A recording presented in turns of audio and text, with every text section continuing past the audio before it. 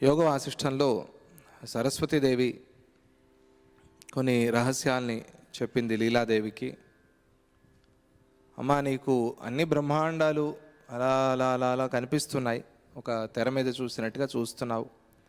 కానీ ఒక బ్రహ్మాండం నుంచి ఇంకో బ్రహ్మాండానికి వెళ్ళాలంటే మాటలు కాదు, చిన్న విషయం కాదు. కొన్ని కోట్ల యోజనాలు దాటి వెళ్ళాలి. కోట్ల యోజనాలు ప్రయాణం చేసినా కూడా ఇంకొక బ్రహ్మాండానికి వెళ్ళలేరు, అది చాలా కష్టం. మనం మన భూమికి ఒక కవచం, ఒక పరిధి ఉంది, దాన్ని దాటి వెళ్ళటమే అపురూపం, చాలా కష్టం. అది ఆయా ఆ వస్త్రాల్ని, ఆయా వేషాలని ధరించి ఆయా రాకెట్లో వెళ్తేనే వెళ్ళగలం. అటువంటిది బ్రహ్మాండాన్ని దాటి వెళ్ళటం అంటే ఏమిటి మాటల? సూర్యగోళాన్ని దాటి, సూర్యగోళం లాంటివి ఎన్ని గోళాలు ఉన్నాయో అన్ని దాటి బ్రహ్మాండం నుంచి ఇంకొక బ్రహ్మాండానికి వెళ్ళటం అంటే సాధ్యమయ్యే పనే. కానీ నా శక్తితో అది సాధ్యం, నేను తీసుకువెళ్తాను. కానీ అక్కడ వ్యవహారాలు వేరే, అక్కడ లోకాలు వేరే, ఆ విధానాలు వేరే. కానీ నిన్ను తీసుకువెళ్తాను. ఎక్కడికి వెళ్ళాలనుకుంటున్నావు, ఏ జన్మకి వెళ్ళాలి అనుకుంటున్నావు చెప్పు అని సరస్వతీదేవి అన్నప్పుడు, 800 జన్మలు గడిచిపోయాయి నీకు. ఇప్పుడు నువ్వు ఉన్నావు, 800 జన్మలు ముందుకు వెళ్ళావు, 800 జన్మలు వెనక్కి వచ్చావు. నీ ఇష్టం, ఫాస్ట్ ఫార్వర్డ్, రివైండ్, ఇష్టం వచ్చినట్టుగా చేస్తున్నావు. అటు వెళ్తున్నావు, ఇటు వస్తున్నావు. కానీ ఇది అంత సులభమా? చాలా కష్టం. ఇది పూర్వజన్మకి వెళ్ళి రావటమే చాలా కష్టం. అటువంటిది నిన్ను 800 జన్మల క్రితం జన్మకి తీసుకువెళ్ళాను. ఇది చాలా కష్టమైన పని. కానీ నీ కంటి ముందు ఇప్పుడు అన్నీ కనిపించలేదు, కొన్ని మాత్రమే కనిపించాయి. ఆ 800 జన్మల క్రితం వచ్చిన ఆ వశిష్ఠ జన్మ, ఆయనకి భార్య అయిన అరుంధతి జన్మ, అది మాత్రం చూశావు. ఇప్పుడు ఈ జన్మ నీకు కనిపిస్తూనే ఉంది. ఇంకా ఆయన నీ భర్త పద్మరాజు విదూరథుడు అనే రాజుగా పుట్టాడు. నువ్వు ఎక్కడికి వెళ్ళాలి అనుకుంటున్నావు, ఏ జన్మ చూడాలి అనుకుంటున్నావు చెప్పు, అక్కడికి తీసుకువెళ్తాను నిన్ను అని సరస్వతీదేవి అన్నప్పుడు ఆ లీలాదేవి తన జన్మల్ని గుర్తు చేసుకుంటుంది. అవునమ్మా, నువ్వు చెప్తున్నది నిజమే అని అంటూ తన జన్మల గురించి తాను గుర్తు చేసుకుని చెప్తోంది. ఎలా చెప్తోంది అంటే, ఏవమేతజ్జగన్మాతః మయా స్మృతమిహాధున మమేదం రాజసం జన్మ న తమో నచ సాత్వికం. అమ్మా, నువ్వు చెప్పింది అక్షరాల సత్యం, ఏమీ అనుమానం లేదు. ఈ నా జన్మ ఉందే, ఇది రాజసమైన జన్మ. ఇది నాకు గుర్తొస్తోంది, నాకు అనిపిస్తోంది, ఇది రాజస జన్మ. ఇది తామసము కాదు, అటు సాత్వికము కాదు, ఇది రాజస జన్మ అని నాకు స్పష్టంగా తెలుస్తోంది. దుఃఖం అధికంగా ఉంది కనుక దీన్ని నేను రాజస జన్మ అని అనుకుంటున్నాను. తామస జన్మ అయితే దుఃఖమే. రాజస జన్మలో దుఃఖం అధికం, సుఖం స్వల్పం. అటువంటి జన్మ. సాత్వికమైతే పూర్తిగా సుఖం, దుఃఖం అసలు లేకపోవటం, అది పూర్ణ సాత్వికం. దానిలో కూడా మధ్యమ సాత్వికం, అధమ సాత్విక జన్మ. అంటే సాత్వికం కొద్దిగా ఉంటే సుఖం పర్వాలేదు, బాగానే ఉంటుంది. అదే మధ్యమంగా ఉంటే సుఖం 75% ఉంటుంది, ఆ దుఃఖం ఒక 25% ఉంటుంది. సాత్వికం పూర్తిగా ఒక 95% ఉంటే లేదా 100% ఉంటే ఇంకా సుఖమే సుఖం, అక్కడ దుఃఖం అనేది లేనే లేదు. ఇది మనుష్య జన్మ అనేది సాత్విక జన్మ కాదు, ఇది తామస జన్మ కూడా కాదు. తామస జన్మ అంటే రాక్షసులం, దైత్యులం అయిపోతాం, అసురులం అయిపోతాం. కాదు, మనం తామసులం కాదు. సాత్వికులం అంటే అటు దేవతలు, మహర్షులు, జీవన్ముక్తులు, వీళ్ళందరూ సాత్వికులు. ఇటు సాత్వికులము కాదు, ఇటు తామసులము కాదు, మనం మధ్యలోకంలో ఉన్నాం. అందుకనే భూలోకాన్ని మధ్యలోకము అంటారు. రాజసంతో వచ్చింది ఇది, రజోగుణంతో వచ్చింది ఇది. ఇక్కడ దుఃఖం అధికం, సుఖం స్వల్పం. కానీ దీన్ని సుఖం అధికము, దుఃఖం స్వల్పము అని ఎవరైనా అనుకుంటూ ఉంటే దానికి మనం చేయగలిగింది ఏమీ లేదు. సత్యం మాట్లాడాలి అంటే ఇక్కడ దుఃఖం అధికము, సుఖం స్వల్పం. సుఖం లేదు అనేందుకు లేదు. ఇంకా పై జన్మలకి వెళ్తే మనం, అంటే ఇంకా ఉత్తమ జన్మని మనం పొందగలిగితే, మనుష్య జన్మ కన్నా పై ఉత్తమ జన్మలు ఉన్నాయి. మనుష్య జన్మ దుర్లభం, చాలా అపురూపం రావటం. ఇది ఈ మధ్యలోకంలో, ఈ భూలోకంలో ఈ మనుష్య జన్మ రావటం అనేది అపురూపం. వస్తే ఈ మనుష్య జన్మని ఎవరు సద్వినియోగం చేసుకుంటారో వాళ్ళకి ఇంకా ఉత్తమ లోకాలు, ఇంకా ఉత్తమ జన్మలు వస్తాయి, ముక్తి కూడా వస్తుంది. ఇంకా మళ్ళీ జన్మ అనేది లేకుండా వీళ్ళు చేసుకోవచ్చు. అటువంటి ఒక జన్మ ఇది మనుష్య జన్మ అనేది. ఇది రాజస జన్మ. మధ్యే తిష్టంతి తామసాహ అని భగవద్గీతలో చెప్పారు కదా ఆయన, గీతాచార్యుడు. ఆ మాటని ఇక్కడ గుర్తు చేసుకోవాలి. మధ్యే తిష్టంతి, మధ్యలో ఉంటారు వీళ్ళు, మధ్యే మార్గంలో ఉంటారు. అంటే పూర్తిగా సుఖము లేదు, పూర్తిగా దుఃఖము లేదు. పోనీ దుఃఖాలు వచ్చి వచ్చి పోతూ ఉంటాయి, సుఖం వచ్చి వచ్చి పోతూ ఉంటుంది అని కూడా అనుకోవచ్చు మనం. అటువంటి రాజస జన్మ నాది అని నాకు గుర్తొస్తోంది. నేను రాజస జన్మ, మనుష్య జన్మని పొందాను. బ్రహ్మము నుండి ప్రకటమై నానా విధాలైన యోనులలో జన్మించి అలా 800 జన్మలను ఎత్తినట్లుగా ఇప్పుడు మళ్ళీ స్పష్టంగా నాకు గుర్తొస్తోంది. నేను ఆ జన్మలన్నిటినీ చూస్తున్నాను. నేను ఎప్పుడైతే ఈ జీవుడు ఆ బ్రహ్మ నుంచి విడిపోయాడో, అజ్ఞానంతో అహంకారంతో నేను నేను అనుకుని బ్రహ్మని మరిచిపోయాడో, అప్పటి నుంచి ప్రారంభించి నాకు 800 జన్మలు వచ్చాయి. ఇది ప్రారంభం. నాకు ఇవి గుర్తొస్తున్నాయి. ఇంకా ఎన్నున్నాయో తెలియదు. నాకు గుర్తొచ్చినవి 800. చాలదా 800 జన్మలు అంటే? ఒక్కొక్క జన్మకి ఒక్కొక్క సంవత్సరం వేసుకున్నా కూడా ఇవన్నీ గుర్తొచ్చాయి నాకు. 800 జన్మలు నాకు వచ్చినట్టుగా గుర్తొస్తోంది. సంసార మండలే దేవి కస్మింశ్చిదభవం పుర లోకాంతరాబ్జ భ్రమరి విద్యాధర వరాంగన. ఓ అమ్మ, ఓ సరస్వతీదేవి, పూర్వం నేను ఒక సంసార మండలంలో విద్యాధర లోకం అనే పద్మంలో, ఆ విద్యాధర లోకాన్ని పద్మంగా భావన చేసి చెప్తోంది. విద్యాధరము అనే ఆ లోకంలో, ఆ పద్మంలో భ్రమరమైన విద్యాధరిణై జన్మించాను. అక్కడ ఆ పద్మంలో తిరిగే భ్రమరంలాగా నేను విద్యాధర లోకంలో విద్యాధర స్త్రీగా జన్మించాను. ఇది ప్రారంభం. ఆ లీలాదేవి చెప్పింది తన జన్మ వృత్తాంతం. ఆ జన్మలో అలా నేను ప్రారంభంలో అలా పుట్టాను. దుర్వాసన కలుషిత తతోహం మానుషీ స్థిత సంసార మండలేన్యస్మిన్ పన్నగేశ్వర కామిని. తరువాత ఆ విద్యాధర జన్మలో ఏమైంది అంటే, చెడు కోరికల వల్ల నాశనమైపోయి వచ్చింది మంచి జన్మే వచ్చింది. అదేమిటో తెలియదు మహత్వం. అక్కడ దుష్ట కామనలు నాలో వచ్చాయి, చెడు కోరికలు వచ్చాయి. దాంతో నేను నాశనమైపోయాను. మనుష్య జన్మను ఎత్తాల్సి వచ్చింది. విద్యాధర నుంచి మనుష్య జన్మకి పడిపోయాను నేను. తరువాత ఇంకొక సంసార మండలంలో మనుష్య జన్మ నుంచి ఇంకా పైకి ఎదగాల్సి ఉండింది, కానీ ఎదగలేదు నేను. అక్కడేమైపోయింది, ఇంకొక మండలంలో, ఈ మండలం కాదు, ఇంకొక సంసార మండలంలో నాగరాజుకు భార్యగా జన్మించాను. నాగరాజు అంటే సర్పానికి సర్పమై పుట్టాను అని అర్థం. నాగరాజుకి భార్యగా పుట్టాను. తరువాత కదంబ, కుంద అంటే మల్లెపూల చెట్లు, జంబీర మొదలైన వృక్షాలతో ఉన్న అడవిలో ఆకులను కట్టుకుని జీవించే శబరిగా జన్మించాను. అంటే ఒక ఆటవిక స్త్రీ జన్మ నాకు వచ్చింది. పామై పుట్టాను, అక్కడ తిరిగాను, ఆ అడవుల్లో తిరిగాను. తిరుగుతూ ఉన్నప్పుడు ఆ శబరిని చూసిందేమో, ఆ ఆటవిక స్త్రీని చూసిందేమో, చూసి ఈ జన్మ నాకు రావాలి అనుకుందేమో. అవి చెప్పలేదు, కానీ జన్మ అనేది అలాగే వస్తుంది. మనం అనుకోవటం వల్ల, కోరుకోవటం వల్ల వస్తుంది. అక్కడ నేను శబరిగా పుట్టాను. శబరి అంటే రామాయణంలో వస్తుంది అది శబరి. అలా అటువంటి స్త్రీ అని అర్థం. శబరిగా పుట్టాను నేను. ఆ జన్మలో వనంలోనే నివసించటం వల్ల ధర్మ కార్యాలను చేయటం మరిచిపోయి గర్వించాను. శబరిగా పుట్టినా కూడా గురువుల అనుగ్రహంతో అద్భుతమైన లోకాల్ని పొందింది శబరిమాత. అందుకనే ఆ శబరి ఘట్టాన్ని చదవాలి. చాలా విశేషమైన ఘట్టం అది. వాల్మీకి రామాయణంలో కొద్దిగానే చెప్పారు, కానీ రామచరితమానసంలో శబరి ఘట్టాన్ని చాలా బ్రహ్మాండంగా పొడిగించి చెప్పారు ఆయన, పెద్దది చేసి చెప్పారు. చాలా అద్భుతమైన ఘట్టం అది.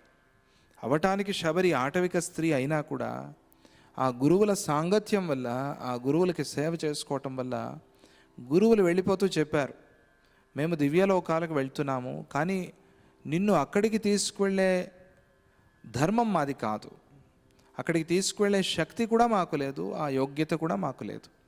అందువల్ల నువ్వేం చేయాలి అంటే భగవద్ దర్శనం చేయాలి, అప్పటి వరకు ఎదురు చూడాలి. రామ దర్శనంతో నీకు ముక్తి వస్తుంది అమ్మ, అప్పటి వరకు ఎదురు చూస్తూ ఉండు అంటే ఆ తల్లి అలాగే గురువులు అక్కడే ఉన్నారు అని భావన చేస్తూ ఆశ్రమాన్ని శుభ్రం చేస్తూ ఉంది. ఆశ్రమాన్ని శుభ్రం చేయటమే కాక గురువులు వచ్చి రోజు బట్టలు కట్టుకుంటారు అని ఆ వస్త్రాలన్నీ, వాళ్ళు వాడి వెళ్ళిన వస్త్రాలన్నీ రోజు ఉతకటం, ఆరేయటం, వాళ్ళు అక్కడే ఉన్నారని వాళ్ళ కోసం పుష్పాలన్నీ ఏర్పాటు చేయటం పూజకి. నైవేద్యానికి పళ్ళు తీసుకురావటం, రాముడు ఎప్పుడొస్తాడో అని ఎదురు చూస్తూ ఆ వీధి అంతా ఊడవటం, అడవిలో వీధంతా ఊడ్చి ఆ వీధంతా పుష్పాలు వేసి పెట్టడం, రాముడికి ముళ్ళు గుచ్చుకుంటాయేమో అని, అరణ్యవాసం చేస్తున్నాడు అని, ఇలా అద్భుతంగా వర్ణిస్తారు ఆ రామచరిత మానసంలో. అట్లా వచ్చాడు రాముడు. మహావృద్ధ ఆమె, అతివృద్ధ, వణుకుతోంది. శబరీం ధర్మచారిణీం శ్రమణీం ధర్మ నిపుణాం అభిగచ్చైతి రాఘవం అని శతశ్లోకి రామాయణంలో చెప్తారు కదా. అక్కడికి వెళ్ళవయ్యా నువ్వు, ఆమె దర్శనం చేసుకోవయ్యా అని మహర్షి చెప్పాడు. శబరిని చూడు అని. ఆ శబరిని చూడాలి అని పరిగెత్తుకుంటూ వచ్చాడు. ఆమె దర్శనం చేసి రాముణ్ణి మొత్తం ఆశ్రమం అంతా చూపించింది, గురువులు ఉన్నట్టుగా వర్ణించింది. అది చూసి రాముడు మురిసిపోయాడు. ఎంత గురుభక్తి అమ్మా, నీకు తప్పకుండా ముక్తి వస్తుంది అని శ్రీరాముడు చెప్పటము, ఆవిడ ఆ యోగాగ్నిలో దేహాన్ని చాలించటము, దివ్యలోకాల్ని పొందటము, ఇవన్నీ కూడా రాముడు ప్రత్యక్షంగా చూస్తాడు. అది శబరి ఘట్టం. వాళ్ళకి ధర్మకర్మలు అనేవి ఉండవు, ఆటవికులు, వాళ్ళకి వర్ణాశ్రమాలు కూడా ఉండవు. ఇటువంటిదే ఒక ఘట్టం మనకి భక్తిమాల్లో కూడా రాబోతోంది. ఆయన పాంచజన్య పురోహిత అని అగ్నిదేవుణ్ణి పిలుస్తారు. పాంచజన్య అంటే పంచవిధాలైన మనుష్యుల్లోనూ పుట్టినవాడు. పంచవిధాలైన మనుష్యులు ఎవరు అంటే చతుర్వర్ణాలు, చతురాశ్రమాలు, ఇది మనకు తెలుసు. 4 వర్ణాల వాళ్ళలోనూ పుట్టాడు అగ్నిదేవుడు. అందరికీ అగ్ని సమానుడే, ఎవరికైనా కూడా అగ్ని అగ్నే, అందరినీ కాల్చేవాడే, అందరికీ వంట చేసి పెట్టేవాడే అగ్ని అంటే. ఎవరు నిప్పంటించినా కూడా ఆయన బియ్యము ఉడుకుతుంది, అన్నం అవుతుంది. అది వీళ్ళ వాళ్ళ అనే తేడా ఏమీ లేదు ఆయనకి. భగవంతుడు సమదృష్టి కలవాడు అని. ఇది మాత్రమే కాక ఆయన పంచజనాహ అంటే ఏ వర్ణాశ్రమ ధర్మాలు లేని నిషాదులలో పుట్టాడు, ఏ వర్ణాశ్రమ ధర్మాలు లేని ఆటవికుల్లో కూడా పుట్టాడు ఆయన అగ్నిదేవుడు అని వేదంలో వర్ణిస్తారు. అంటే అక్కడ పుట్టి వాళ్ళకి తెలియక అగ్నిని వెలిగించి ఆహారం కోసం మాంసం కాల్చుకుంటే దాన్నే ఆయన అగ్ని ఆరాధన అనుకుంటాడు. వీళ్ళు అగ్ని ఆరాధన చేశారులే అని అనుకుంటాడు ఆయన. అనుకుని ఆ ఆటవికులకి ఉత్తమ జన్మనిస్తాడు. అది విశేషం, భగవంతుడిలో ఉన్న గొప్పతనం. అలా అగ్నిదేవుణ్ణి వర్ణిస్తారు అక్కడ. అలా శబరిమాతకి ఒక అగ్నిలాగా దర్శనమిచ్చి శ్రీరాముడు ఆ ముక్తిని ఇచ్చాడు. ఆ శబరి ఘట్టం అది. ఆటవికులు అంటే వాళ్ళకి వర్ణాశ్రమ ధర్మాలు లేవు, ఉండవు. ఎందుకంటే వాళ్ళు నగరానికి దూరంలో ఉన్నారు, అన్నీ మర్చిపోయి ఉన్నారు. వాళ్ళు ఏం లేదు, వేటాడటము, ఆ ప్రాణుల్ని చంపుకోవటము, ఆ మాంసాన్ని తినటము, పడుకోవటం, ఇంతే. వాళ్ళకి వేరే వర్ణాశ్రమ ధర్మాలు ఏవీ లేవు. కాబట్టి వాళ్ళకి ముక్తి రాదు అని చెప్తారు. అటువంటి ఆ శబరిమాతకి కూడా ముక్తి ఇచ్చాడు ఆయన. అది విశేషం భగవంతుడు. అంటే భగవద్భక్తి చేస్తే వీడా వాడా అనేది లేకుండా అందరికీ కూడా సద్గతి లభిస్తుంది అని రామాయణంలో చెప్పటం, అగ్నితత్వాన్ని అక్కడ చెప్పటం. అది అటువంటి ఆ ఆటవికుల్లో నేను పుట్టాను. అందువల్ల పూలగుత్తులనే కన్నులు కలదియును, ఆకులనే ధర్మకార్యాలను మరిచిపోయి గర్వించాను, తరువాత వచ్చే జన్మని చెప్తున్నారు. ఆకులనే చేతులు కలదిగాను అయిన వనలతనై జన్మించాను. ఆ శబరిగా పుట్టి వనలతగా పుట్టాను. అంటే ఆ శబరిగా పుట్టినప్పుడు ఏదో ఒక ఆ లత, ఆ చెట్టుకి పాకిన లత, పూల లత, అది బాగా ఆకర్షించిందేమో ఈ శబరిని. అరే ఇది బాగుందే అని అనిపించింది మనస్సులో. శబరిగా ప్రాణాలు విడిచింది. విడిచి ఎట్లా పుట్టింది? వనంలో వనలతలాగా పుట్టాను. నాకు జన్మ వనలత జన్మ వచ్చింది. అంటే వాటికి కూడా ప్రాణం ఉంటుంది అని చెప్పటం. వనలత ఏదో ఊరికే అలా రాదు, అది కూడా ఒక జీవి. మానై పుడతాడని చెప్తారు కదా. నేర్చుకున్న విద్య అడిగినప్పుడు ఇతరులకు చెప్పకపోతే మానై పుడతాడు అని, అది చాలా మహాదోషం. అది తెలిసిన దాన్ని అందరికీ చెప్పాలి, మంచి విషయాన్ని. పుణ్యాశ్రమలతా సాహం మునిసంగ పవిత్రిత వనాగ్నిదగ్ధా తస్యైవ కన్యాభూవం మహామునేహే. నేను వనలతగా పుట్టాను, కానీ అది ఏం అదృష్టమో తెలీదు. అక్కడే అడవిలో ఉన్న ఒక ఋషి ఆశ్రమంలో, ముని ఆశ్రమంలో వనలతలాగా పుట్టాను. ఇది విశేషం. అది గుర్తొచ్చింది నాకు. ఋషి ఆశ్రమంలో వనలతగా పుట్టాను కదా, అందువల్ల ఏమైంది?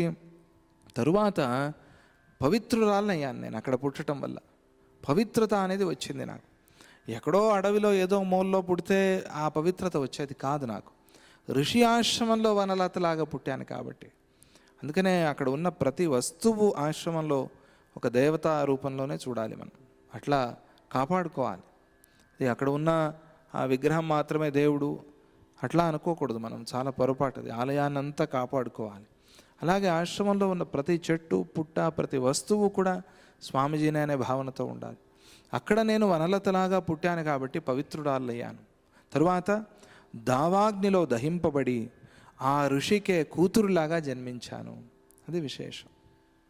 ఆ ఋషికి ఆ లతలాగా ఎప్పుడైతే పుట్టానో ఆయన రోజుకు వచ్చేవాడు పూలు కోసుకోవడానికి, పూజ చేయడానికి. ఆ ఋషిని చూసి నాన్న నాన్న అనుకున్నాను నేను. రోజు నీళ్లు పోసేవాడు ఆయన నాకు. నాన్నే కదా ఈయనకి నేను కూతురులాగా పుట్టాలి అనుకున్నాను. ఈయన పుష్పాలనే ఇంత జాగ్రత్తగా కోసి పూజ చేస్తూ ఉంటే నేను కూతురులాగా పుడితే నన్ను ఇంకెంత జాగ్రత్తగా చూసుకుంటాడు ఈయన అని అనుకున్నాను. ఆయనకి కూతురులాగా పుట్టాను ఆ ఋషికి. ఇది చూసారా, అందుకనే ఆశ్రమ వాసము అనేది అపురూపం, ఊరికే రాదు అందరికీ. ఏదో జన్మజన్మల పుణ్యంతో వస్తుంది. ఆశ్రమ దర్శనము, గురు దర్శనము, ఆశ్రమ వాసము ఇవన్నీ ఊరికే రావు. దాన్ని సద్వినియోగం చేసుకోవాలి. అందుకనే రోజు ప్రార్థన మందిరానికి రండి, సాయంత్రం భజనకి రండి, కార్యక్రమాలు జరుగుతున్నప్పుడు రండి అని ఒత్తి చెప్తారు స్వామీజీ. ఎందుకు అంటే ఆశ్రమ వాసాన్ని వ్యర్థం చేసుకోవద్దు అని. అపురూపంగా ఆశ్రమ వాసం దొరికింది, అందరికీ దొరికేది కాదు అది. దాన్ని మనం పోగొట్టుకుంటే ఏదో బయట లేఅవుట్లో ఉన్నట్టుగా ఉంటే ఏమి ప్రయోజనము? ఆశ్రమంలో ఉన్నాము అనేది మనం మర్చిపోకూడదు ఎప్పటికీ. అది ఒక అపురూపమైన పుణ్య భాగ్యం. అది ఆ విశేషంగా మనకి ఆ అవకాశం దొరికింది, దాన్ని సద్వినియోగం చేసుకోవాలి. అది చాలా ముఖ్యమైనది. అలా అక్కడ నేను పుడితే, అందుకని అందరికీ స్వామీజీ పర్మిషన్ ఇవ్వరు. మాకు అవకాశం ఉంది, మేము వచ్చి ఆశ్రమంలో ఉంటాం, నీకు ఆ అవసరం ఉంటేనే నీకు అనుమతి వస్తుంది. ఊరికే వచ్చి అడిగితే అందరికీ అవకాశం రాదది. అంటే ఉన్నవాళ్లే గొప్ప, బయట వాళ్ళు ఏమీ పనికిరాని వాళ్ళు అని నా ఉద్దేశం కాదు. కానీ ఆశ్రమంలో ఉండే అవసరం ఉంటేనే, వాళ్ళకి అది కావాలి అంటేనే వాళ్ళకి అనుమతి వస్తుంది.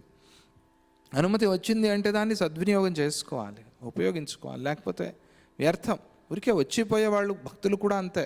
ఇక్కడ ఉండేవాళ్ళని మాత్రమే కాదు, ఒక 5 రోజులు ఉండడానికి వచ్చాము, ఉన్నప్పుడు ఆశ్రమ వాసాన్ని సద్వినియోగం చేసుకోవాలి. ఎందుకంటే ఆ ఫలంతో ఒక వనలతకి ఋషి జన్మ, ఋషి కూతురిగా పుట్టే అవకాశం వచ్చింది. అది చిన్న విషయం కాదు. శబరిగా పుట్టి ఆ ఋషి ఆశ్రమంలో అటు ఇటు తిరుగుతూ ఉండేది, లోపలికి వెళ్ళలేదు. ఎందుకులే మనం వెళ్ళటం, మనకి ఎంట్రీ ఉందో లేదో అని అనుకుని వెళ్ళలేదు. కానీ బయట నుంచి చూసింది, ఆహా ఈ ఋషి గారు ఎంత బాగా పెంచుకున్నారు ఉద్యానవనం, అడవిలో పిచ్చి పిచ్చిగా పెరుగుతాయి కదా చెట్లు, అలా కాకుండా అన్నీ చాలా నీట్గా పెట్టుకున్నాడు, ఎంత బాగుంది అని ఆశ్రమం బయట నుంచి చూసింది. ఎప్పుడు ఆ శబరిగా ఉన్నప్పుడు. దాంతో లోపలికి వచ్చింది. లోపలికి వచ్చి ఇక్కడ వనలతలాగా పుట్టింది. వనలతలాగా పుట్టింది కానీ ఋషి గారి దగ్గరికి వెళ్ళలేదు కదా.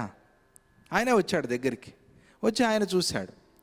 చూసి ఆయన పూలు కోసుకుంటున్నప్పుడు ఆయన చూసి ఈయన కూతురుగా పుట్టాలి అనుకుంది. ఆయన కూతురుగా పుట్టింది. ఇది ఆశ్రమ వాసం యొక్క, ఆశ్రమ దర్శనం యొక్క ఫలం. అది నాకు అక్కడ కలిగింది. ఋషికి కూతురిగా జన్మించాను.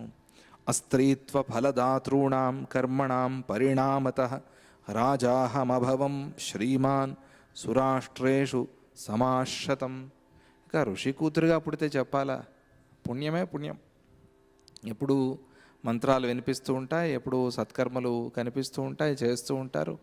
ఇవన్నీ ఆ ఋషి ఆశ్రమంలో చేసి తరువాత పుణ్యకర్మ బలంతో ఋషిపుత్రికనైన ఆ స్త్రీ జన్మను విడిచిపెట్టి పురుష జన్మను గ్రహించి సురాష్ట్ర దేశాన్ని రాజై 100 ఏళ్ళు పరిపాలించాను. రాజుగా పుట్టింది ఈ ఋషి కూతురుగా ఉన్న నేను, రాజుగా పుట్టాను, సురాష్ట్ర దేశానికి రాజుగా పుట్టాను. పుట్టి 100 ఏళ్ళు అక్కడ పరిపాలించాను. స్త్రీ జన్మను విడిచిపెట్టి పురుష జన్మ అంటే స్త్రీలకి పనులు ఎక్కువ, కష్టాలు ఎక్కువ పాపం. అది ఇంట్లో పనులు అవి ఇవి చేస్తూ ఉండాలి. అందుకనే ప్రశ్న వచ్చింది, ఎవరు ఎక్కువగా సుఖించేది అని. అంటే పురుషుడే ఎక్కువగా సుఖించేది అన్నారు. ఎందుకు అంటే ఈయనకి పని లేదు కదా, సోంబేరి. ఇంట్లో కూర్చుని ఉండేవాడు, కాఫీ తీసుకురా, పొంగల్ తీసుకురా, ఇడ్లీ తీసుకురా, వడి తీసుకురా, ఇవన్నీ ఆవిడ చేసి తీసుకురావాలి, పనులన్నీ ఆవిడకే కదా. అందుకనే ఆ దృష్టితో చెప్పారు కవులు, ఏమని, పురుష జన్మలో సుఖం ఎక్కువ, స్త్రీ జన్మలో పాపం దుఃఖం ఎక్కువ అని. అది దృష్టి, పని అంతా అట్లా. అందుకనే హాయిగా రాజుగా పుట్టింది. పురుషుడే కాదు, పురుషుల్లో రాజై పుట్టింది. ఎవరు? లీలాదేవి గత జన్మలో. నేను సురాష్ట్ర దేశానికి రాజుగా పుట్టాను, రాజుగా పుట్టి 100 ఏళ్ళు పరిపాలించాను. ఆ రాజజన్మలో చేసిన పాపపు పనులకు ఫలంగా అక్కడ రాజై పుట్టి మంచి పనులు చేయొచ్చు కదా, 100 ఏళ్ళు పరిపాలించి. చేయలే. ఏం చేశాను? పాపకర్మలు చేశాను. అక్కడ మురికి నీళ్ల ప్రాంతంలో తాళవనంలో ముంగీసగా పుట్టాను. రాజు ఎక్కడ, ముంగీస ఎక్కడ? మురికి గుంటలో ముంగీసగా పుట్టాల్సి వచ్చింది. చూసారా? అంటే రాజుగా ఉన్నవాడు అట్లా అటువైపు అయినా పైకి వెళ్ళొచ్చు, ఇటువైపు ఆ ముంగీసగా పుట్టాను నేను. అక్కడ నా శరీరము కుష్ఠరోగంతో కుళ్ళిపోయింది. అక్కడ నాకు కుష్ఠరోగం వచ్చింది. ఆ బాధను అనుభవిస్తూ 9 ఏళ్ళు గడిపాను అక్కడ. ఆ కుష్ఠరోగ బాధని అనుభవిస్తూ ముంగీసుగా 9 సంవత్సరాలు ఉన్నాను. ఓ అమ్మ, తరువాత ఆ సురాష్ట్ర దేశంలో ఆవుగా జన్మించాను. ఆ కుష్ఠరోగంతో అనుభవించే దుఃఖాలు ఎప్పుడో ఒక గోదర్శనం అయిందేమో ఆ ముంగీసకి. ఆ గోవుని చూశాను, ఆ గోవుగా జన్మించాను. పర్వాలేదు, అక్కడికి బాగానే ఉంది. మూర్ఖులైన గొల్ల పిల్లలతో కలిసి ఆడుకుంటూ 8 ఏళ్ళు గడిపాను. ఏం చేస్తుంది ఆ గోవు? వాళ్ళతో పాటు తిరుగుతూ ఉంటుంది. అలా నేను ఆ మూర్ఖ పిల్లలతో తిరుగుతూ ఆడుతూ గడిపాను. ఆ తరువాత అడవిలో పక్షిగా పుట్టాను. పక్షి జన్మ వచ్చింది తరువాత. అప్పుడు వేటగాడు పన్నిన వలలో పడి జ్ఞాని ద్వైతమైన అధమ వాసనను ఛేదించినట్లుగా ఆ వలను ఛేదించి బయటపడ్డాను. వాడు వల పన్నాడు నా మీద, ఆ వలలో పడ్డాను. పడి ఆ ద్వైత వాసనని ఛేదించుకొని బయటికి వచ్చిన జ్ఞానిలాగా ఆ వలని తెంచుకొని బయటికి వచ్చాను. తరువాత ఆడు తుమ్మెదనై పుట్టి పద్మపు దుద్దుల యందు ఉన్న శయ్యలపై తుమ్మెదలతో కలిసి విశ్రమిస్తూ ఉండేదాన్ని. అక్కడ హాయిగానే ఉంది జన్మ. ఇంకొకప్పుడు ఆ తామర దుద్దులో చుట్టూ ఉన్న పుప్పొడిని తింటూ ఉండేదాన్ని. అలా ఆ తుమ్మెద జన్మను నేను గడిపాను.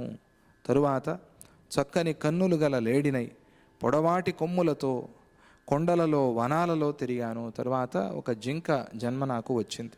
అక్కడ ఒక రోజున కిరాతనుచే మర్మస్థలంలో కొట్టబడి మరణించాను. అక్కడ అటువంటి జననము, అటువంటి మరణము నాకు కలిగాయి ఆ జింకగా నేను పుట్టినప్పుడు. తరువాత చేపగా పుట్టి సముద్ర తరంగాలలో తేలిపోతూ కొట్టుకుపోతాననే భయంతో దిక్కుతోచక ఒక తాబేలు మీద ఎక్కి కూర్చున్నాను. తాబేలు వెళ్తోంది. మనం కొన్ని వీడియోలో చూసి ఉంటాం కదా, ఆ చేపల్ని పెద్ద పెద్ద డాల్ఫిన్లు పట్టుకుని వెళ్ళిపోతూ ఉంటాయి. అవే తీసుకెళ్తాయి, ఈదాల్సిన పని లేదు. వాటిని ట్రైన్ చేసి వాటిని పట్టుకుంటారు, అవే తీసుకెళ్ళిపోతాయి. అలా నేను ఆ తాబేలుని ఎక్కాను. ఆ తాబేలు మీద విహారం చేస్తూ ఉన్నాను. హాయిగా సముద్రం అంతా తిరిగాను. జాలరి నన్ను కొట్టగా నేను ఆ దెబ్బ నుండి తప్పించుకుని నీటిలో పడిపోయాను. ఆ తాబేలుతోనే తయారు చేసిన ఒక బాణం, ఆ తాబేలు డిప్పతో తయారు చేసిన బాణం, దాంతో ఆ జాలరి కొట్టాడు. అది ఆ దెబ్బ నాకు తగలకుండానే నేను తప్పించుకుని సముద్రంలో పడిపోయాను, ఎక్కడో లోతుల్లో పడిపోయాను. తరువాత చర్మణ్వతి నదీ తీరంలో కిరాతినై జన్మించాను. కిరాతి అంటే మళ్ళీ ఆ కిరాతుడు, వేటగాడి భార్య. అప్పుడు తీయని గొంతుతో పాటలు పాడుతూ ప్రియుడితో కలిసి ఆనందిస్తూ కొబ్బరి నీళ్ళ కల్లును తాగుతూ ఉండేదాన్ని. తరువాత సారసపక్షిణై పుట్టి తీయటి శబ్దంతోనూ ఆనంద క్రీడలతోనూ స్వేచ్ఛగా తిరుగుతూ ఆ సారస పక్షుల్లో రాజు సారసేశ్వరుణ్ణి సంతోషపరుస్తూ ఉండేదాన్ని.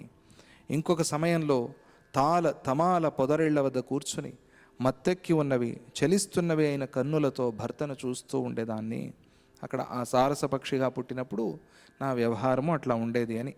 తరువాత స్వర్గలోకంలో అప్సరసనై జన్మించి సారస పక్షిగా పుట్టి అక్కడి నుంచి అప్సరస జన్మ వచ్చింది నాకు.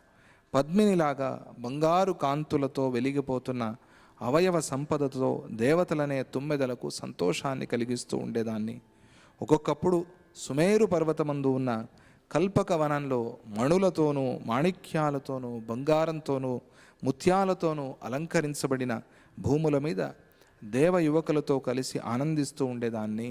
తరువాత తరంగాలతో తడపబడుతున్న గట్లు గల సముద్ర తీర లతావనం యొక్క మధ్యలో ఉన్న గుహలో తాబేలుగా పుట్టి చాలా కాలం జీవించాను. అంటే ఆ చేపగా పుట్టినప్పుడు తాబేలుతో సహవాసం చేసింది కదా, అది ఇంకా మనస్సులో పోలేదు.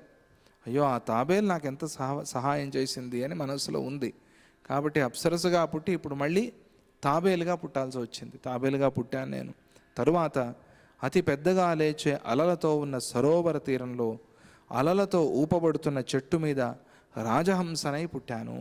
తాబేలుగా పుట్టి తర్వాత నాకు రాజహంస జన్మ వచ్చింది. ఆ రాజహంసగా పుట్టి ఒక చమత్కారం జరిగింది.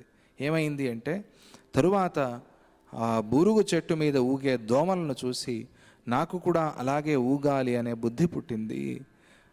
రాజహంస శరీరం పోయిన తరువాత దోమనై పుట్టాను. అక్కడ ఆ సరోవర తీరంలో రాజహంసగా తిరుగుతున్నప్పుడు ఒక బూరుగు చెట్టు కనిపించింది. ఆ బూరుగు చెట్టుకి ఒక ఆకులు ఉంటాయి కదా, అట్లా ఒక పర్ణం. ఆ పర్ణం మీద కొన్ని దోమలు వచ్చి వాలాయి. ఆ దోమలు అక్కడ వాలటంతో ఆ గాలికి ఆ బరువుకి రెండు కలిసి ఆ ఆకు ఇటు అటు ఊగుతుంటే దోమలు దాని మీద హాయిగా కూర్చుని ఏదో ఉయ్యాలు ఊగుతున్నట్టుగా ఊగుతున్నాయి. ఈ సీన్ చూసింది, రాజహంసగా ఉన్నది. ఈ చూస్తూ ఉన్న ఈ సమయంలో ఎక్కడి నుంచి వచ్చిందో ఇంకొక దోమ వచ్చింది. ఆ దోమ దీని మీద కూర్చుందాము అని ప్రయత్నం చేస్తే ఎక్కడ స్థలం లేదు, నిండిపోయింది. ఆ ఆకంతా నిండిపోయింది. అయ్యో, ఇవన్నీ కూడా ఆనందిస్తున్నాయే, ఉయ్యాలు ఊగుతూ నేను కూర్చోలేకపోయానే అని ఆ దోమ బాధపడింది. ఆ దోమ బాధపడటాన్ని ఈ రాజహంస చూసి అయ్యో పాపం, ఎంత కష్టం వచ్చింది దీనికి, నేను కూడా దోమగా పుట్టి ఆ ఆకు మీద కూర్చుని ఊగాలి అని అనుకుంది ఈ రాజహంస శరీరం పోయిన తర్వాత, ఇది మరణించిన తర్వాత ఏమై పుట్టింది? ఇది దోమగా పుట్టింది. దోమగా పుట్టాల్సి వచ్చింది. ఇది జరిగిన కథ అక్కడ. నేను అప్పుడు దోమగా పుట్టాను. అది చెప్తారు కదా, ఎం వాపి స్మరన్ భావం స్మరన్ కలేబరం స్మరన్ ముక్త్వా కలేబరం తమేవైతి కౌంతేయ సదా తద్భావ భావిత. ఇది భగవద్గీతలో ఎం వాపి స్మరన్ భావం, ఏ భావాన్ని నువ్వు స్మరణ చేస్తూ నీ శరీరాన్ని విడిచిపెడతావో ఆయా భావానికి సంబంధించిన శరీరమే నీకు రాబోయే జన్మల్లో వస్తుంది అని భగవద్గీతలో చెప్పారు. అది గొప్ప సైన్స్ అది. అందుకనే ఎల్లప్పుడూ భగవత్ స్మరణ చేస్తూ ఉంటే, నామస్మరణ చేస్తూ ఉంటే ఆ నామమే నీకు గుర్తొస్తుంది, ఆ రూపమే నీకు గుర్తొస్తుంది. భగవంతుడి రూపం గుర్తొచ్చినా, భగవంతుడి నామం గుర్తొచ్చినా అదృష్టమే కదా. అందువల్ల సదా ఆ నామాన్ని చెప్పుకుంటూ ఉండు. అంతకాలంలో స్మరణ రావటం అనేది చాలా అరుదు, చాలా కష్టమైన పని అది. ఎందుకంటే అంతకాలంలో చాలా ఘోరంగా ఉంటుంది పరిస్థితి మనది. అప్పుడు ప్రాణాలు లాగుతూ ఉంటాయి, జీవుడు ఇటు లాగుతూ ఉంటాడు. భయంకరంగా ఉన్న ఆ సమయంలో మనం ఈ అభ్యాసంతో నిరంతరంగా నామస్మరణ చేసి ఉన్నాం కాబట్టి మనకు ఆ సమయంలో కూడా అభ్యాస బలంతో, నైరంతర్య బలంతో మనకి ఆ స్మరణే వస్తుంది. ఆ సమయంలో ఆ స్మరణతో మనం ఎప్పుడైతే శరీరాన్ని విడిచిపెట్టామో, ఆటగా సాంకేత్యం పారిహాస్యం వా స్తోభం హేళనమేవవా, సాంకేతికంగా రామనామస్మరణ, నారాయణరావు నారాయణ స్మరణ, సత్యనారాయణ స్మరణ. సాంకేత్యం, ఎవరినో పిలవాలి అని సాంకేతికంగా నువ్వు నామస్మరణ చేసినా కూడా, పారిహాస్యం బా, వాడున్నాడే నారాయణ వాడే, పారిహాస్యం బా, పరిహాసంగా నామస్మరణ చేసినా కూడా, సాంకేత్యం పారిహాస్యం బా స్తోభం హేళనమే, ఎవరినో పిలవాలి, నారాయణ, స్తోభం హేళనమేవవా, ఎవరినో హేళన చేస్తూ, అంటే ఎవరి మీదో జోకులు వేస్తూ, ఎవరినో పరిహాసం చేస్తూ, ఎవరి గురించో తక్కువగా మాట్లాడుతూ, ఎవరినో ఎక్కిరిస్తూ నువ్వు నామస్మరణ చేసినా కూడా నీకు నామస్మరణ ఫలమే వస్తుంది. నువ్వు నామం పలికావా లేదా అనేది మాత్రమే భగవంతుడు చూస్తాడు. ఎలా పలికావు, ఎందుకు పలికావు అనేది భగవంతుడు చూడడు. అది విశేషం. అందువల్ల అలా పలికితేనే ఫలం వచ్చేటప్పుడు ఇంకా మనస్సు పెట్టి పలికితే ముక్తే వస్తుంది. అది నామస్మరణకి ఉన్న బలం. అందుకనే నామస్మరణ నిరంతరంగా మనం ఆ మంచి పేర్లు అట్లా పెట్టుకుంటాము, దత్త, కృష్ణ, రామ, ఈ పేర్లు పెట్టుకుంటాము. ఎందుకని అలా స్మరణ చేసి చేసి చేసి చేసి దాంతో ఒక సంస్కారం ఏర్పాటై ఎప్పుడో ఆ రామ దర్శనం, కృష్ణ దర్శనం, దత్త దర్శనం మనకి అవుతుంది. అందుకనే ఆ నామాల్ని పెట్టుకుంటాం. ఆ నామాల్ని అలాగే పిలవాలి అని చెప్తారు. అది విశేషం. అలా నామస్మరణ చేయాలి. ఎం వాపి స్మరన్ భావం, ఏ భావాన్ని నువ్వు స్మరణ చేస్తూ దేహాన్ని విడిచిపెడతావో, అలా అజామిళోపాఖ్యానం ఎంత అద్భుతమైంది. అక్కడ వాడు పిల్లవాడికి నారాయణ అని పేరు పెట్టుకుని ప్రాణాలు పోతూ ఉన్నప్పుడు నారా నారా నారా అంటాడు. నారాయణ అని పూర్తిగా పలకలేక, ఎందుకంటే ప్రాణాలు పోతూ ఉంటాయి, దగ్గు, కఫము, తాపత్రయము, నారా అని ప్రాణాలు విడిచేస్తాడు. యమదూతలు వస్తారు పట్టుకుపోవటానికి. లాక్కెడదామనుకుంటే ఆగండి, విష్ణుదూతలు వచ్చారు. ఇదేమిటి, మీరెందుకు వచ్చారు ఇక్కడికి? మావాడే, మా సొత్తు, మా ఆస్తి, మేము తీసుకెళ్తాం. మీరెట్లా తీసుకెళ్తారండి? ఇన్ని రోజులు ఇన్నిన్ని ఘోర కృత్యాలు, పాపాలు చేసిన వాడిని విష్ణుదూతలు ఎట్లా తీసుకెళ్తారు? మాకు తెలియదు, నామస్మరణ చేస్తూ ప్రాణాలు పోతే విష్ణుదూతలే వస్తారు, ఇది విష్ణు ఆజ్ఞ, మేమే తీసుకెళ్తాం. అయ్యయ్యో, అలా ఎలా అవుతుందండి? ఇన్ని రోజులు చేసినవే చూస్తారా, లేకపోతే ఇప్పుడెప్పుడో ఒకసారి నామం పలికాడు? ఏమో తెలియదండి, శాస్త్రాలు అట్లా చెప్తున్నాయి, మా ప్రభువు మాకట్లా ఆజ్ఞాపించాడు, అందుకే మేము వచ్చాం, మేము తీసుకెళ్తాం. ఇద్దరికి తగాదా. ఏం చేయాలి? పరిష్కారం చేసేది ఎవరు? యమదూతలు యముడి దగ్గరికి పోయారు, యముడిని అడుగుదామని. అయ్యా యమరాజా, ఏరియా వాడు తీసుకురాలేదే? తీసుకురాలేదు, అక్కడే ఉన్నాడు. ఎందుకు? విష్ణుదూతలు వచ్చారు. అవునా, విష్ణుదూతలు వచ్చారా? మేమేం చేయాలో మాకు అర్థం కావట్లేదు. అయితే దగ్గరికి రండి అని యముడు దగ్గరికి పిలిచి చెవిలో ఒక రహస్యం చెప్పాడు. ఏమిటి అంటే, చెవిలో రహస్యం చెప్పారంటే అతి ముఖ్యమైనది అని. అంటే మీరు చచ్చేంత వరకు మర్చిపోకూడదు అనే మాట, దాన్నే చెవిలో చెప్తాం. ఆ ఉపదేశంలాగా పిలిచి చెప్పాడు. ఏమిటి అంటే, అరే గుర్తుపెట్టుకోండి, ఎవరైనా సరే అంతకాలంలో ప్రాణాలు పోతున్నప్పుడు నామస్మరణ చేస్తే ఆ జీవుడు నారాయణుడి సొత్తే. అది అంత సులభం కాదు, అందుకనే చెప్పాడు ఆ మాట. ఆ అంతకాలంలో నామస్మరణ గుర్తు రావటం అనేది అంత తేలికైన విషయం కాదు, పని కాదు. అది ఆ కాలంలో ఏమేమో గుర్తొస్తాయి. అయ్యో, చాలా ఘోరమైన స్థితి అది.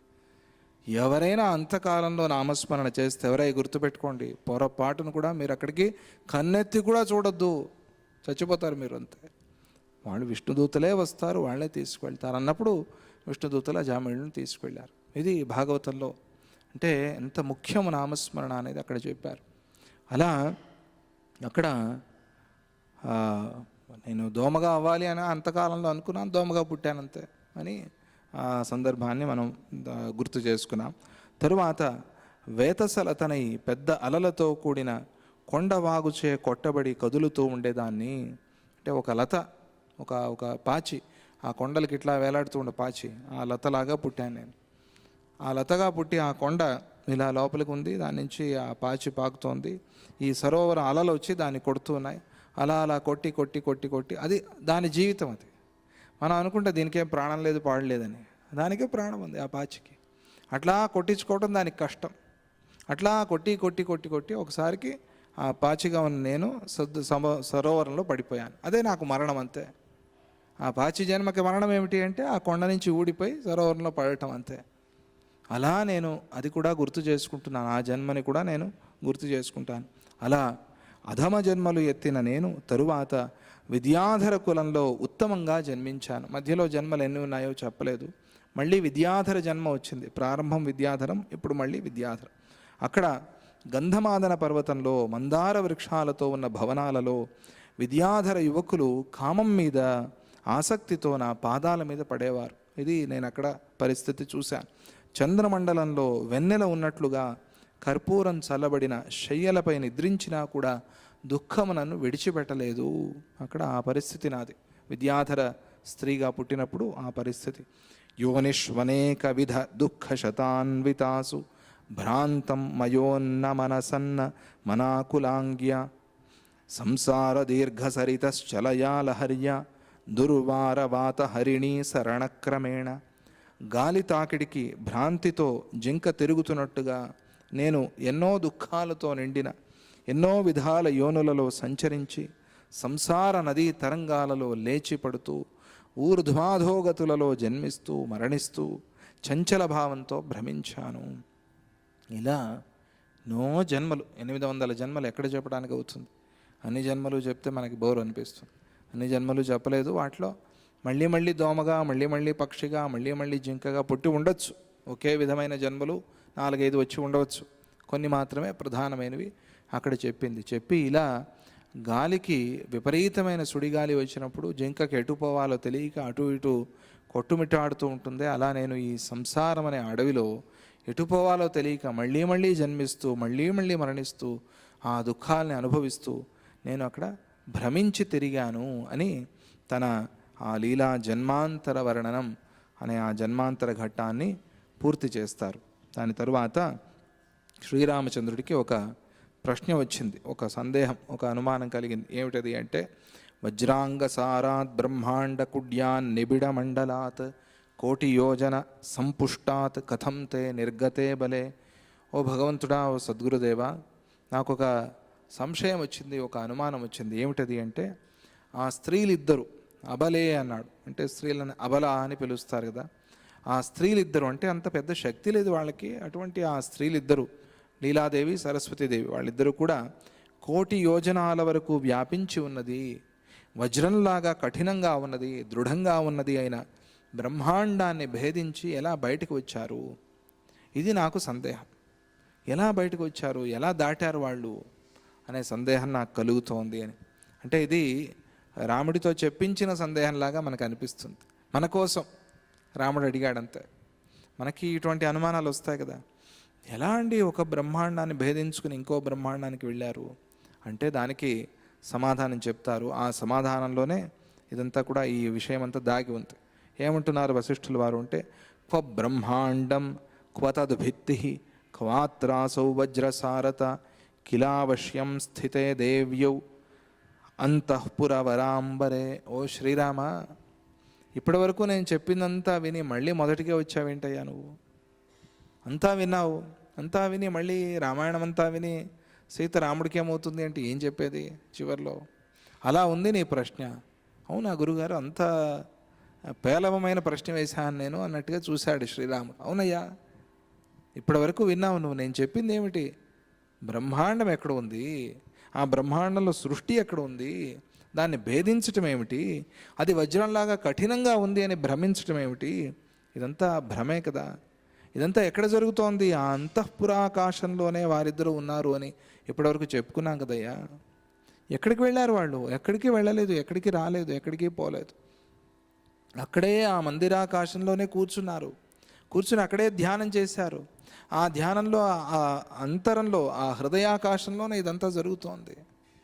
ఇదంతా బయట కాదు జరిగేది. మళ్ళీ అలా అనుకున్నావు నువ్వు, బయటే జరిగేది. కలలో ఎన్నో విషయాలు మనకు కనిపిస్తూ ఉంటాయి. ఎట్లా వెళ్ళాము, ఎట్లా వచ్చాం, కొన్ని దేశాలే దాటేస్తాం మనం కలలో. అట్లా అవుతుందా? కానీ కలలో సాధ్యమవుతోంది. అలాగే ఇది ఇక్కడ ఏమిటి, బ్రహ్మాండం ఏమిటి, దాన్ని భేదించటం ఏమిటి, ఇవన్నీ లేవయ్యా. నువ్వు ఎందుకు అలా కన్ఫ్యూజ్ అవుతున్నావు?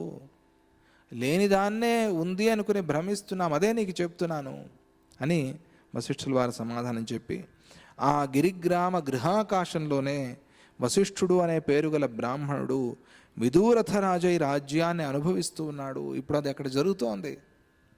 ఆ కథలోకి మనం వెళ్తే మనకు అక్కడ కనిపించేది ఏమిటి? ఆ వశిష్ఠుడు పోయి 8 రోజులు అయింది. 8 రోజులు అయినప్పటికీ వాడు ఎన్నో జన్మలు తీసేసుకుని ఇప్పుడు ఆ పద్మరాజుగా ఉండి ఆ శరీరాన్ని విడిచిపెట్టి అక్కడ కళేబరంగా పడి ఉండి ఇప్పుడు మళ్ళీ విదూరథరాజై రాజ్యాన్ని పరిపాలన చేస్తున్నాడు. అది జరుగుతోంది అక్కడ. దాని గురించి మనం మాట్లాడుకుంటున్నాం. ఆ శూన్యాకాశ మండపంలోనే ఆ బ్రాహ్మణుడు పద్ముడయ్యాడు. అక్కడే ఎక్కడయ్యాడు, ఎక్కడి నుంచి వచ్చాడు, ఎక్కడికి పోయాడంటే ఎక్కడికి పోలేదు, అక్కడే ఆ హృదయాకాశంలోనే. విచిత్రం. మరి నా హృదయాకాశంలో జరిగేవి ఇవన్నీ వీళ్ళకి సత్యం అని ఎట్లా అనిపిస్తుంది అంటే దాని మీద కొంచెం భావన చేయాలి. వాళ్ళ హృదయాకాశంలో జరిగేది మనకందరికీ ఎట్లా సత్యం అనిపిస్తుంది అని అంటే దాని మీద కూడా భావన చేయాలి. నేను అనుకున్నదే వాళ్ళు ఎలా అనుకుంటున్నారు, వాళ్ళు అనుకునేదే నేను ఎట్లా అనుకుంటున్నాను అంటే ఇదంతా కూడా ఒక సంస్కారం. ఆ సంస్కారంతో మనకు కావాల్సిన వాళ్ళందరూ మన చుట్టూ చేరతారు. చేరి ఇదంతా కూడా మన మనస్సు భ్రమిస్తుంది. దీన్ని భావన చేయాలి. ఎట్లా? నేను అనుకున్నది వాళ్ళు అనుకున్నది, నేను చూసేది వాళ్ళు చూసేది అంతా ఒకే రకంగా ఉంది కదా, అంటే జగత్ సత్యమే కదా అనే ప్రశ్న వస్తుంది. దీనికి సమాధానం ముందే చెప్పుకున్నాము, మళ్ళీ చెప్పాల్సిన పని లేదు, కానీ గుర్తు చేశాను. దాని మీద భావన చేయాలి, చేస్తే తెలుస్తుంది. 4 సముద్రాల వరకు ఉన్న భూమిని పాలించాడు పద్మరాజై. ఆకాశాత్మని భూపీఠం రాజపత్తనం రాజసద్మానుభవతి సచసాచాప్యరుంధతి. ఆ రాజు అరుంధతి కూడా ఆ ఆకాశమండలంలోనే రాజగృహాన్ని, రాజపురాన్ని అనుభవించారు. ఇది అక్కడ జరిగింది. లీలాభిధాన సాజాత తయా చ జ్ఞప్తిరర్చిత జ్ఞప్త్యా సహ సముల్లంఘ్య ఖమాశ్చర్య మనోహరం. ఆ అరుంధతియే అక్కడే లీలగా జన్మించి సరస్వతీదేవిని ఆరాధించింది. అక్కడే ఇదంతా ఎక్కడ జరిగింది? ఆ చిదాకాశంలోనే జరిగింది, వేరే ఎక్కడా కాదు. అక్కడే జరుగుతోంది ఇదంతా. అక్కడే ఈ కథ అంతా జరిగింది. ఆ తల్లితో కలిసి అందమైన ఆకాశ మండలాన్ని దాటేసింది. వాస్తవంగా లీల సరస్వతీదేవితో కలిసి ఆ పరిమిత గృహాకాశంలోనే నిద్రిస్తున్నవాడు కలగని ఆ కలలోనే మరొక కళ చూస్తూ ఉన్నట్టుగా ఇంకొక బ్రహ్మాండానికి వెళ్ళటము, గిరిగ్రామాన్ని చూడటము, అక్కడి నుంచి మరో బ్రహ్మాండానికి వెళ్ళటము, మళ్ళీ గిరిగ్రామానికి రావటము అనే వాటిని అనుభవించింది. కళ చూసి ఇంకొక కళ చూసినట్టుగా అంత. ఇప్పుడు చెప్పు, దాటడం ఏముంది, వజ్రం లాంటి గోడని భేదించటం ఏముంది, ఇదంతా నిజం అనుకుంటున్నావు నువ్వు? అక్కడ ఆ చిదాకాశంలో జరిగిందయ్యా ఇదంతా. ప్రతిభామాత్రమేవైతత్ సర్వమాకాశమాత్రకం న బ్రహ్మాండం న సంసార న కుడ్యాది దూరత. ఇదంతా కూడా భ్రాంతి, ఇదంతా భ్రమ అనేది నువ్వు మర్చిపోవద్దు. వాస్తవానికి బ్రహ్మాకాశము కాకుండా వేరే వస్తువు మరొకటి లేదు ప్రపంచంలో. ఉన్నదంతా కూడా బ్రహ్మాకాశమే. బ్రహ్మ అంటే చాలు, ఆకాశం ఎందుకు అంటే ఆ వ్యాప్తి మనకు తెలియటం కోసం. అంత వ్యాపించి ఉంది, ఆకాశం లేని చోటు లేదు కదా. అలా బ్రహ్మాకాశమే అంతా ఉన్నది, వేరే లేదు. బ్రహ్మాండము, సంసారము, దూరము, ఈ మొదలైనవన్నీ కూడా మిథ్యలే అని నువ్వు తెలుసుకో. బ్రహ్మాకాశం ఒకటే ఉంది. ఇక బ్రహ్మాండాలు, దానిలో సంసారాలు, దానిలో దూరాలు, దగ్గరలు ఇవన్నీ లేనే లేవు. ఉన్నది బ్రహ్మాకాశం ఒకటే. తక్కినవన్నీ కూడా మిథ్యా. స్వచిత్తమేతి కచతి స్వచిత్తమేవ కచతి తయోస్తాదృంగ్ మనోహరం వాసనామాత్ర సోల్లేఖం క్వ బ్రహ్మాండం క్వ సంస్కృతి. వాసనా ప్రభావం వల్లనే వారి చిత్తంలో ఒక కునుకు తీసిన వాడికి కలలాగా ఈ అందమైన దృశ్యాలన్నీ ప్రతిఫలించాయి, కనిపించాయి. ఇట్లా కూర్చుని ఉంటాం, నిద్ర వచ్చింది. ఎప్పుడు నిద్ర వచ్చిందో తెలియదు, కళ్ళు కూడా మూతపడలేదు, పడ్డాయని మనం అనుకోలేదు. అట్లా మెల్లగా కళ్ళు మూసిపోయాయి. ఒక కునుకు, ఈ కునుకులోనే ఒక కళ వస్తుంది కదా అనేక సందర్భాలు.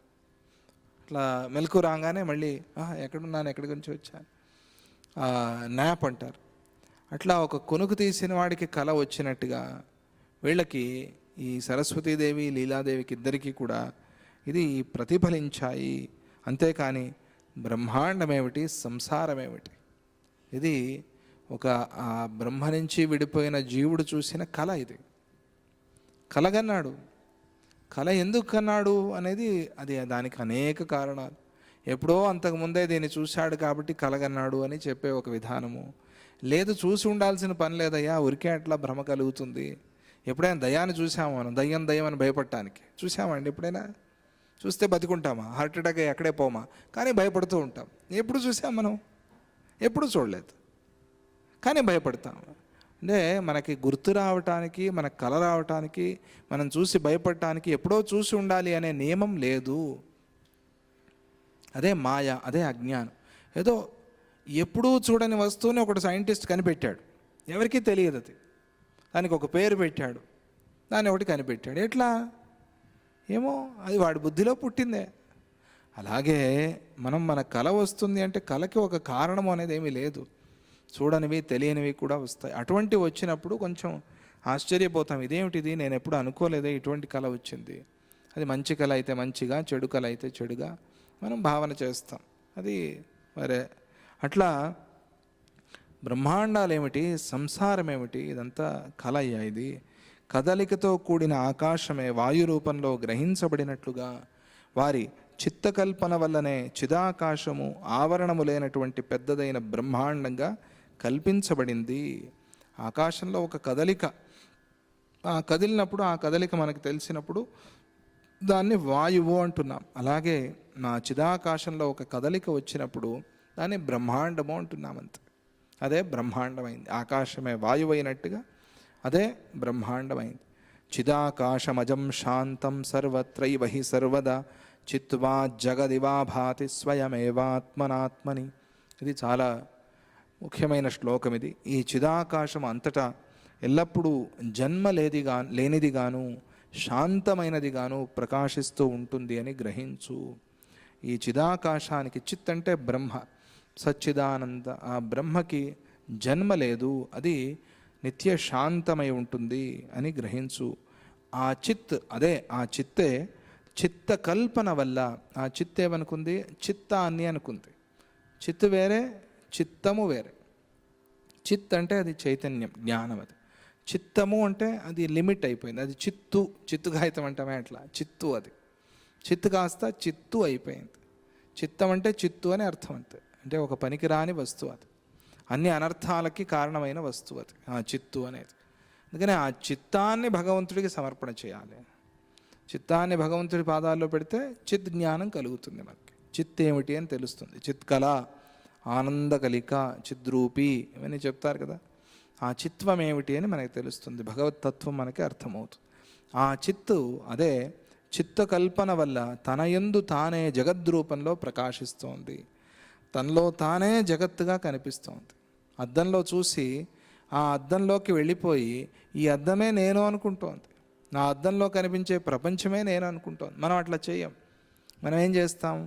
మనం అద్దంలో చూసి ఇది అద్దంలో కనిపిస్తోంది, ఇది అద్దము, దీన్ని నేను చూస్తున్నాను అని అనుకుంటాం. కానీ ఆ చిత్తానికి ఉన్న లక్షణం అద్దంలో చూసి ఆ అద్దంలోకి వెళ్ళిపోతుంది. తాను ఆ అద్దంలోకి వెళ్ళిపోయి ఆ అద్దంలో తిరుగుతూ ఈ అద్దం అంతా సత్యం అనుకుంటుంది. ఆ అద్దంలో తాను ఉండి అక్కడ, కానీ ఈ అద్దంలో ఈ దృశ్యం కనిపించడానికి కారణం ఎవరు? తానే, ఆ చిత్తమే. ఆ చిత్తంలో ఉన్నదే అక్కడ బింబ ప్రతిబింబ న్యాయంతో అక్కడ కనిపిస్తుంది. అందుకని నువ్వు ఎలా ఉంటావో నీ ప్రపంచం అలా ఉంటుంది. నువ్వు ఏమిస్తావో ఆ ప్రపంచం నుంచి అది వస్తుంది. అది నిదానంగా అభ్యాసం చేసుకోవాలి. సాధన చేస్తూ ఏన బుద్ధంతు తస్యైతదాకాశాదపి శూన్యకం న బుద్ధం ఏన తస్యైతత్ వజ్రసారాచలోపమం. ఈ తత్వాన్ని గ్రహించిన వాడికి, అంటే ఆ చిత్తు చిత్తమైంది, ఆ చిత్తాన్నించి మళ్ళీ చిత్తుకి వెళ్ళటమే సాధన. ఆ చిదాకాశాన్ని తెలుసుకోవటమే బ్రహ్మదర్శనము అనేది ఎవరైతే గ్రహించారో వారికి ఈ జగత్తు ఆకాశం కంటే శూన్యమైనదిగా కనిపిస్తుంది. అంటే అసలు లేనట్టే వాళ్ళకి. వాళ్ళు ఎప్పుడు బ్రహ్మలోనే ఉంటారు. వాళ్ళు మన చుట్టూ మనలో ఉన్నా కూడా, మన మధ్యలో ఉన్నా కూడా వాళ్ళ మనస్సు, వాళ్ళ చిత్తము బ్రహ్మలో నిలిచి ఉంటుంది. వాళ్ళకి శూన్యం, ఆకాశం కన్నా శూన్యం అంటే అసలు లేనట్టు అని అర్థం. ఈ జగత్తు విషయంలో వాళ్ళు లేదు అనే ఆ భావనలోనే ఉంటారు. ఇది గ్రహించలేని అజ్ఞానికి వజ్రంలాగా దృఢమై ఉన్నట్టుగా కనిపిస్తుంది. ఎవరికి ఇది తెలియలేదో వాళ్ళు అటువంటి వాళ్ళని అజ్ఞానులు అంటారు. వారికి ఈ బ్రహ్మాండము, బ్రహ్మాండానికి ఒక గోడ, ఆ గోడని భేదించటము, ఇవన్నీ వాళ్ళకి, అజ్ఞానులకి. అందుకే అజ్ఞాని దీని నుంచి బయటపడలేకపోతున్నాడు. వాడు దీన్ని సత్యము అని అనుకున్నాడు కాబట్టి బయటపడలేకపోతున్నాడు, అంతే. వేరే ఎవరూ దీనికి కారణం కాదు. మనమే, మన అజ్ఞానమే దీనికి కారణం. అందుకే దీని నుంచి బయటపడలేకపోతున్నాం. అందువల్ల ప్రతి ఒక్కరూ కూడా జ్ఞానాన్ని సంపాదించాలి. ఈ విషయాన్ని విని తెలుసుకుని అనుభవానికి తెచ్చుకోవాలి. అప్పుడు మనకి కూడా ఆ బ్రహ్మదర్శనం అవుతుంది, పరమశాంతి లభిస్తుంది అని చెప్పటం వశిష్ఠుల వారి అభిప్రాయము. తరువాత ఇంకా అనేక విషయాలతో ఈ సర్గంతా ఉపదేశం చేస్తారు. ఆ విషయాల్ని మనం ఎల్లుండి మాట్లాడుకుందాము.